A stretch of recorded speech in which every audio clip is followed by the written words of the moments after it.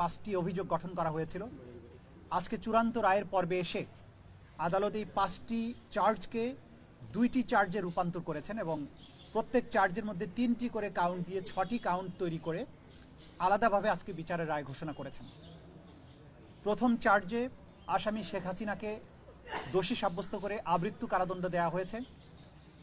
দ্বিতীয় চার্জে আসামি শেখ হাসিনাকে দোষী সাব্যস্ত করে মানবতা বিরোধী অপরাধের দায়ে 2024 সালের জুলাই অভ্যুত্থান চলাকালে বাংলাদেশে ছাত্র জনতাকে লিথাল ওয়েপন, হেলিকপ্টার, ড্রোন ব্যবহারের মাধ্যমে নিষ্ঠুরতম পন্থায় 1400-র মতো ছাত্র জনতাকে হত্যা এবং 25,000-এর বেশি ছাত্র জনতাকে আহত করার দায়ে, মোর স্পেসিফিক্যালি আশুলিয়াতে 6 জনকে হত্যা করে পুড়িয়ে দেয়া, চানখারপুলে 6 জনকে হত্যা করার মাধ্যমে যে অপরাধ করেছেন সেটার দায়ে তাকে দোষী সাব্যস্ত করে মৃত্যুদণ্ড প্রদান করেছেন।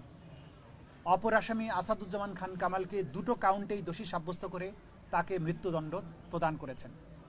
আসামি চৌধুরী আবদুল্লাহ আল মামুন সাহেবকে সবগুলো কাউন্টেই দোষী সাব্যস্ত করা হলেও তিনি যেহেতু রাজসাক্ষী হিসেবে আদালতে মামলার ভেতরের সবচাইতে গুরুত্বপূর্ণ ইভেন্টগুলো সাক্ষী হিসাবে আদালতের সামনে তুলে ধরেছেন, আদালতকে সত্য উদ্ঘাটনে সাহায্য করেছেন, সেই জন্য তার ব্যাপারে আদালত লিনিয়েন্ট ভিউ নিয়ে তাকে 5 বছরের কারাদণ্ড দিয়েছেন, যদিও তাকে সকল কাউন্টেই দোষী সাব্যস্ত করা হয়েছে।